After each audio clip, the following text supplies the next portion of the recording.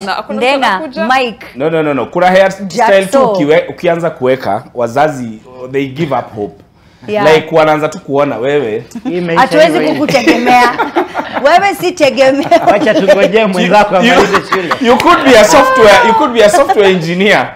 But your hairstyle inafanya usiintroduce kwa meeting. You know how there's some things you can say online and guys ask you, ni wewe tegemeo kwenu ama kwa mwingine? It's true, the hairstyle has something to do with that. All right, now let's go to the next story which people are waiting to hear. Now, business people are counting losses following Wednesday's opposition demonstrations that affected various parts of the country. Some of the business people in Nairobi said their premises remained closed while others were looted by the demonstrators. Azimio has called for civil disobedience in an effort to force President William Ruto's government to lower the cost of living in the country. Tom, yes. Tulisema, tukienda demonstration, jamani, lazima you know, because people spend a lot of money coming up, you know, starting these businesses.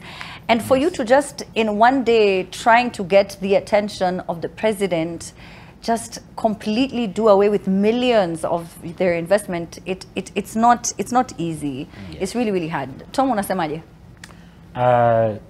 Kitu ya kwanza, it is very sad for watu wako na biashara wenye waliumia ama walipoteza mali yao. Pole. Kitu ya pili, kitu inanishangaza sana is as in Nepal Expressway, you know, wameni affect personally. Walikupata. Na kitu inanikasirisha ni hao watu, the only way waliona they can express their problems kwa expressway.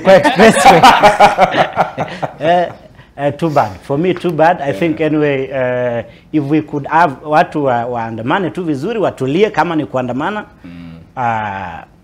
sidhani itakuwa na shida.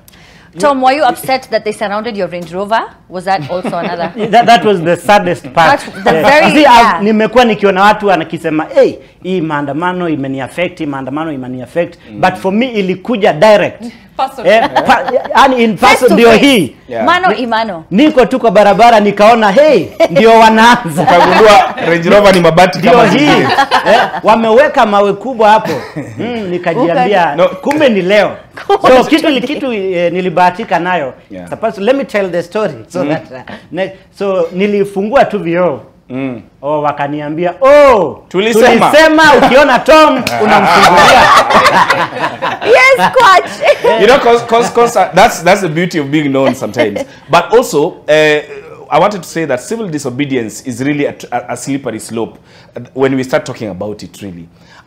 Politics is a very funny game because you never know who is doing what at what time. We could be here commenting about who was doing what. And then, you know, there's no way that civil disobedience is going to happen in this country without some level of discomfort and inconvenience to the rest of the people. Like if anyone, whether it's a taxi driver, whether it's a political party, whether it's a Matatu Owners Association, whether it's Walimu, if they wanted to get the attention of the government and to some level have a conversation with them, they are going to inconvenience us one way or the other. What we hope that whatever it is that channels that both parties are hoping to go through, let that happen quicker, because sisi wote, the government has the responsibility of protecting the citizens from you know, destruction of property and things like that, and it is the civic responsibility of a citizen to protect the properties of others. So wewe ukienda maandamano, usichukulie maandamano kama opportunity ya kuharibu vitu za watu.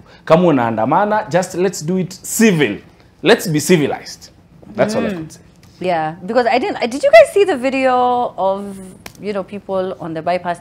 Even though they are saying, Mariam, that it is hired goons to make it look as though the Azimio demonstrations are violent. Chaotic, yes. That's the thing I'm saying. Yeah. That in politics you will never know. You never know. Like you don't know whether these are hired goons, whether they're genuine. You never know. Yeah. So I think the thing with this is you're right, Coach, and multiple things can be true at the same time.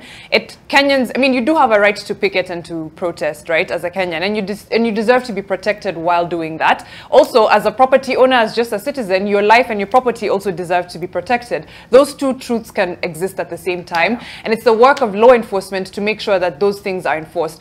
Unfortunately, when you hear, oh, goons are either being hired, or there's maybe unruly elements even among like genuine people who are just there to picket picket or to protest or to kuandamana, the fact is if there's no protection and it's like the government is like hands off, we've not given this our go ahead, so we can't we cannot actually be responsible for what's going on here, then what happens is like, disobedience, disorder, chaos, and then tear gas, etc. And then people know to take advantage of that. So the next time you say there's a maandamano coming, they're like, it's my turn to eat. And people know that their property is going to be destroyed. They're going to lose lives, unfortunately, because we've lost lives in these last few maandamanos and things like that. So I think the onus of being in power is that you have the responsibility to take care of even the people you don't like. It's still your responsibility to take care of them and ensure their safety, as well as the safety of people's property and lives who are outside the people who are protesting and picketing.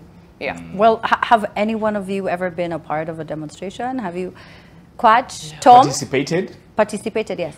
I have been part of a protest, not a maandamano. Maandamano is now connoted. Has a negative connotation. Bila mawe hakuna maandamano. Lakini, yeah, I have been part of a protest, and I have been to one of Boni's protests, and it's always funny that, protests can be peaceful the whole day, and then when the resistance from the cops starts happening, now that's when the drama starts. I don't know. Because my worry with this kind of thing is eventually citizens might be tempted to start protecting their own property. And that might lead to something that we do not want it to lead to. Yeah. You get what I mean? Yeah. So I really hope that this de-escalates soon and that we are able to get a solution. Which, the real solution, all of us want a lowered cost of living. Yes. True. Yeah, we do. I mean, other than you guys, because you're thriving right now as content creators. Kwa tumelipata kitu by the listen. Unatengeneza pesa mob. Finance bill ilishikiliwa. We know. Okay. Now, there's a viral video depicting a woman who fell